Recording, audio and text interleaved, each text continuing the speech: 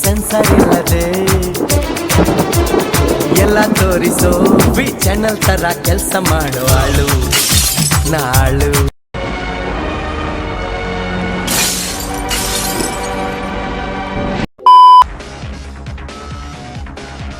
Starting ಸೀನಲ್ಲಿ literally ಜಗ್ಗು ಜೈಲಿಂದ ಆಚೆ ಬರ್ತಾನೆ, ಬಟ್ ಅವ್ನು ಜೈಲಿಂದ ಆಚೆ ಬಂದಾಗಲೇ ವಿಲನ್ ಆಗಿರ್ತಾನೆ. ಅದನ್ನು ನಾನು ತೋರಿಸ್ತೀನಿ ಬೇಕಾದ್ರೆ ಪೂರ್ತಿ ಪಿಕ್ಚರಲ್ಲಿ ಕಾಣಿಸ್ಕೊಳ್ಳುತ್ತೆ ಅವನು ಹೆಂಗ್ ವಿಲನ್ ಅಂತ. ಬಟ್ ಅದು ಅಲ್ಲಿ ಪಕ್ಕಕ್ಕೆ ಇಡೋದು. ಈಗ ತೋರಿಸ್ತೀನಿ ನೋಡಿ, ಅವ್ನು ಜೈಲ್ ಒಳಗಡೆ ಇರ್ಬೇಕಾದ್ರೆ ಒಳ್ಳೆನಾಗೆ ಇರ್ತಾನೆ, ಬಟ್ ಅಲ್ಲಿ ಅವನ್ನ ಕರಪ್ಟ್ ಮಾಡ್ತಾವ್ರೆ. ಹೆಂಗ್ ಕರಪ್ಟ್ ಆಗ್ತಾನೆ ಅನ್ನೋದು ತೋರಿಸ್ತೀನಿ ನೋಡಿ. ಹೀರೋ ಇಂದ ವಿಲನ್ ಹೆಂಗಾಯ್ತಾನೆ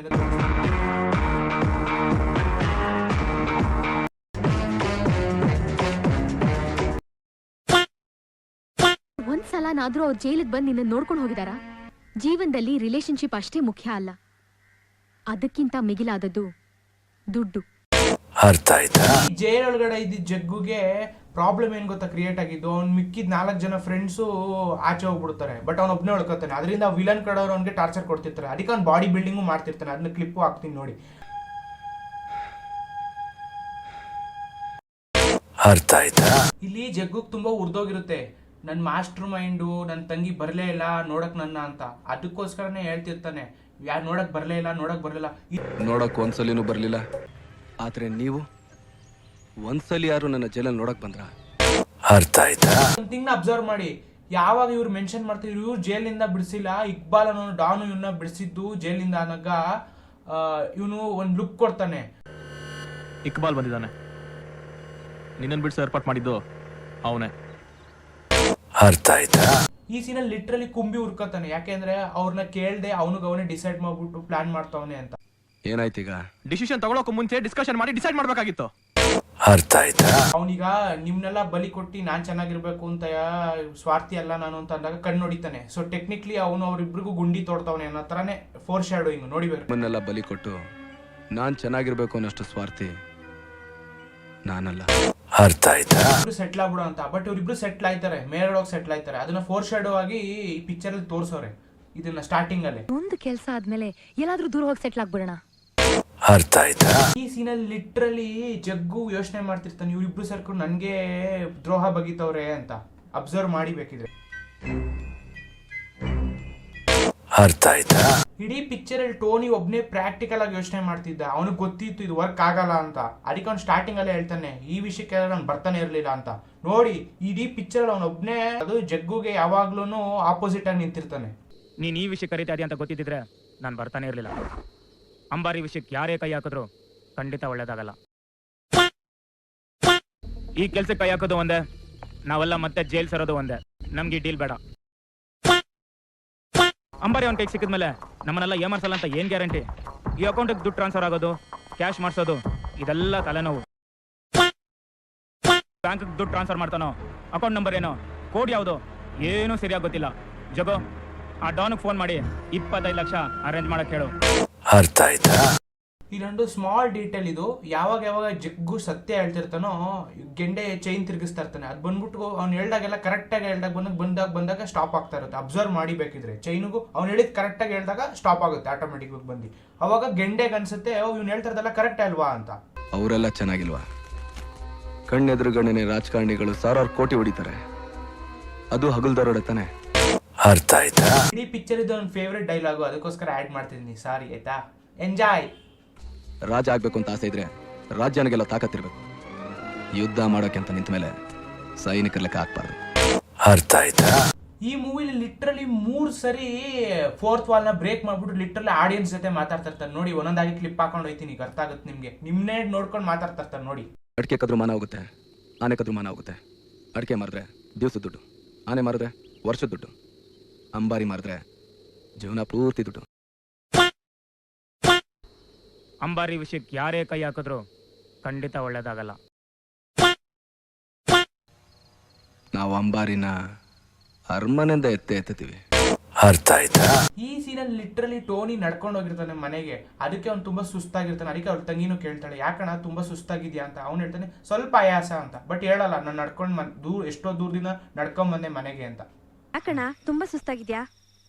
ಏನಿಲ್ಲಮ್ಮ, ಸ್ವಲ್ಪ ದೂರ ಹೋಗಿದ್ದೆ, ಆಯಾಸ ಅಷ್ಟೇ. ಅರ್ಥ ಆಯ್ತಾ?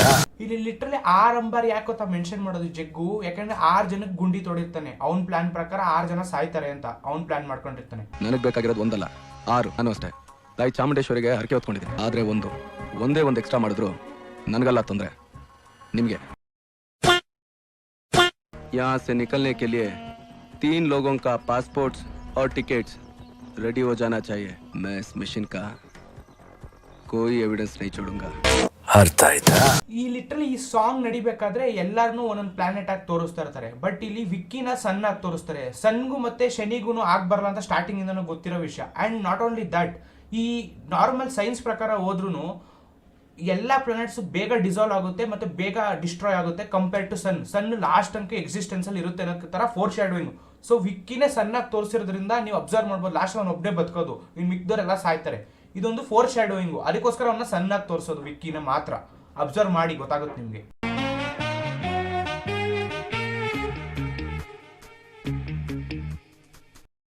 ಅರ್ಥ ಆಯ್ತಾ? ಇಷ್ಟ ತಕ್ಕ ಮಾಸ್ಟರ್ ಮೈಂಡ್ ಆಗಿ ಜಗ್ಗು ಬೇರೆಯವ್ರ ಕಣ್ಣಲ್ಲಿ ಹೀರೋ ತರ ಕಾಣಿಸ್ಕೊಂತಾ ಇದ್ದಿ ಜಗ್ಗು ಕಂಪ್ಲೀಟ್ ವಿಲನ್ ಆಗಿ ಕಾಣಿಸ್ಕೊಂಡಾಗ ಈ ಬ್ಯಾಕ್ ಗ್ರೌಂಡ್ ಸ್ಕೋರ್ ಬರುತ್ತೆ. ಯಾವಾಗ ಈ ಬ್ಯಾಕ್ ಗ್ರೌಂಡ್ ಸ್ಕೋರ್ ಬರುತ್ತೋ ಅವ್ನು ಕಂಪ್ಲೀಟ್ ವಿಲನ್ ಆಗಿ ಮತ್ತೆ ವಿಲನ್ ಆಗಿ ಯೋಚನೆ ಮಾಡ್ತಿರ್ತಾನೆ ಅನ್ನೋ ತರ ತೋರಿಸ್ತಾ ಇರ್ತಾನೆ ನೋಡಿಬೇಕಿದ್ರೆ. ಅರ್ಥ ಆಯ್ತಾ? ಈ ಸೀನಲ್ಲಿ ಜಗ್ಗು ಯಾಕೆ ಗೊತ್ತಾ ಕುಂಬಿಗೆ ಬ್ಯಾಕ್ಗೆ ಶೂಟ್ ಮಾಡ್ತಾನೆ, ಯಾಕಂದ್ರೆ ಅವ್ನಿಗೆ ಬಿಟ್ರೇಡ್ ಆಗಿರೋ ಫೀಲ್ ಇರುತ್ತೆ, ಅವನಿಗೆ ಮೋಸ ಆಗೈತೆ ಅನ್ನೋ ತರ ಅನಿಸ್ತಾ ಇರುತ್ತೆ ಜಗ್ಗುಗೆ. ಅದಕ್ಕೋಸ್ಕರ ಅವನಿಗೆ ಬೆನ್ನಿಗೆ ಚೂರಿ ಹಾಕ್ದಂಗೆ ಅನಿಸ್ತಾ ಇರುತ್ತೆ. ಅದಕ್ಕೋಸ್ಕರ ಅವನಿಗೆ ಕುಂಬಿನ ಬೆನ್ನಿಗೆ ಶೂಟ್ ಮಾಡಿ ಸಾಯಿಸ್ತಾನೆ ನೋಡಿಬೇಕಿದ್ರೆ. ಅರ್ಥ ಆಯ್ತಾ? ಇಲ್ಲಿ ಗೌರಿ ಸತ್ತಾಗ ಟೋನಿನೇ ಜಾಸ್ತಿ ಬೇಜಾರು ಮಾಡ್ಕೊಳ್ಳೋದು. ಯಾಕೆ ಅಂತಂದ್ರೆ ಅವನಿಗೂ ತಂಗಿ ಇದ್ಲು, ಸೊ ಅವನಿಗೆ ತಂಗಿ ಪ್ರೀತಿ ಅಂದ್ರೆ ಏನು ಅಂತ ಗೊತ್ತಿರುತ್ತೆ. ಅದಕ್ಕೋಸ್ಕರ ಅವನು ಜಗ್ಗುನ 50 ಸರಿ ಕೇಳ್ತಾನೆ ಕೂಡ. ಆಮೇಲೆ ಇದನ್ನು ಕೂಡ ಮೆನ್ಷನ್ ಮಾಡ್ತಾನೆ, ಅವಳು ಸತ್ತಾಗ ನಿನ್ನ ಮುಖದಲ್ಲಿರೋ ರಿಯಾಕ್ಷನ್ ನೋಡಿದಾಗ ನನ್ಗೆ ಗೊತ್ತಾಯ್ತು ನೀನು ಎಂತವನು ಅಂತಾನು ಬೈತಿರ್ತಾನೆ ನೋಡಿಬೇಕಿದ್ರೆ. ಅವನೊಬ್ಬಂಗೆ ಫೀಲ್ ಆಗೋದು, ಇನ್ನು ಜಗ್ಗುಗೆ ಫೀಲ್ ಆಗೋದೇ ಇಲ್ಲ. ಎಂತ ಕೆಲಸ ಮಾಡ್ಕೊಂಬಿಟ್ಲು ಜಗ್ಗು, ಕುಂಬಿನ ನೀನು ಮಿಸ್ಜಡ್ಜ್ ಮಾಡ್ದೆ ಅನ್ಸುತ್ತೆ. ಅರ್ಥ ಆಯ್ತಾ? ಇಷ್ಟಕ್ಕ ಜಗ್ಗು ವಿಲನ್ ಆಗಿದ್ದ, ಈಗ ಕಂಪ್ಲೀಟ್ ಆಗಿ ಒಬ್ಬ ರಾಕ್ಷಸನ ಕಾಣಿಸ್ತಾನೆ. ಅದಕ್ಕೋಸ್ಕರ ನಮ್ಮ ಮಕ್ಕದಲ್ಲಿ ಬ್ಲಡ್ ಗಿಡ್ ಎಲ್ಲ ಇರ್ಬೇಕಾದ್ರೆ ಒಂಥರ ಕಂಪ್ಲೀಟ್ಲಿ ರಾಕ್ಷಸನ ಕಾಣಿಸ್ತಾ ಇರ್ತಾನೆ. ಆ ಬ್ಯಾಕ್ ಗ್ರೌಂಡ್ ಸ್ಕೋರ್ಗು ನೋಡಿಬೇಕಾದ್ರೆ ಅಬ್ಸರ್ವ್ ಮಾಡಿ ನಿಮ್ಗೆ ಕಾಣಿಸ್ತಾನೆ. ಇಷ್ಟತಕ್ಕ ವಿಲನ್ ಆಗಿದ್ದ, ಬಟ್ ಈಗ ಫುಲ್ ರಾಕ್ಷಸನ ಕಾಣಿಸ್ತಾ ಇರ್ತಾನೆ. ಅರ್ಥ ಆಯ್ತಾ? ಯಾವ ಸ್ವಾರ್ಥಕ್ಕೋಸ್ಕರ ಅವ್ರನ್ನೆಲ್ಲ ಬಲಿ ಕೊಟ್ಬಿಟ್ಟು ಆ ಅಂಬಾರಿನ ಸಾಗಿಸ್ಬೇಕು ಅಂತ ಪ್ಲಾನ್ ಮಾಡಿದ್ನೋ ಆ ಅಂಬಾರಿನೇ ಅವನ್ನ ಸಾಯಿಸುತ್ತೆ ಇಂಡೈರೆಕ್ಟ್ ಆಗಿ. ನೋಡಿ ಆ ಬಸ್ ಬಿದೋಗೋದು ಎಲ್ಲ ಪ್ರತಿಯೊಂದು ಫೋರ್ ಶಾಡೋ ಆಗಿ ತೋರಿಸಿರೋದು ಎಷ್ಟು ಚೆನ್ನಾಗಿ ಮಾಡಿದಾರೆ ನೋಡಿ.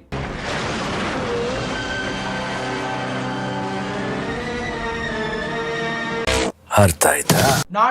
ನಾಟ್ ಲೀಸ್ಟ್ ಇದೊಂದು ಇಂಪಾರ್ಟೆಂಟ್ ಇದೆ, ಹೇಳ್ತೀನಿ ಕೇಳಿಸ್ಕೊಳ್ಳಿ. ಈಗ ರೀಸೆಂಟ್ ಆಗಿ ನಾನು ಉಳಿದವರ ಕಂಡೆ ಅಂತ ಇದ್ದು ಒಂದು ವಿಡಿಯೋ ಮಾಡಿದ್ದೆ ಸರಿನಾ. ಆ ವಿಡಿಯೋಗೋಸ್ಕರ ನಾನು ಎಕ್ಸ್ಪ್ಲನೇಷನ್ ವಿಡಿಯೋ ಮಾಡ್ಬೇಕಾದ್ರೆ ಅದು BGM ಎಲ್ಲ ಕೇಳ್ಕೊಂಡಿದ್ದೆ ನಾನು. ಬಟ್ ಟ್ವಿಸ್ಟ್ ಏನ್ ಗೊತ್ತಾ, ಈ ಒಂದು BGM ಸೇಮು ಇದು ನವಗ್ರಹದಲ್ಲೂ ಇದೆ. ನಾನು ಶಾಕು, ಯಾಕಂದ್ರೆ ಈಗ 15 ದಿವಸದ ಮುಂಚೆ ಅದು ಎಕ್ಸ್ಪ್ಲನೇಷನ್ ವಿಡಿಯೋ ಮಾಡ್ತಿದ್ದೆ, ಹಾಗಾಗಿ ನನಗೆ BGM ಎಲ್ಲ ಕೇಳಿದ್ನಲ್ಲ ನನಗೆ ಗೊತ್ತಿತ್ತು.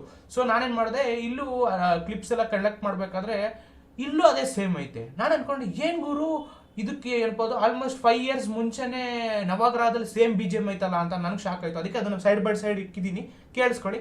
ಚೆನ್ನಾಗಿ ಎರಡು ಸೇಮ್ ಇದ್ರೆ ಕಮೆಂಟ್ ಮಾಡಿ ಹೌದು ಸೇಮ್ ಇತ್ತು ಅಂತ. Thanks for watching us and please to subscribe. ಜೈ ಹಿಂದ್, ಜೈ ಕರ್ನಾಟಕ.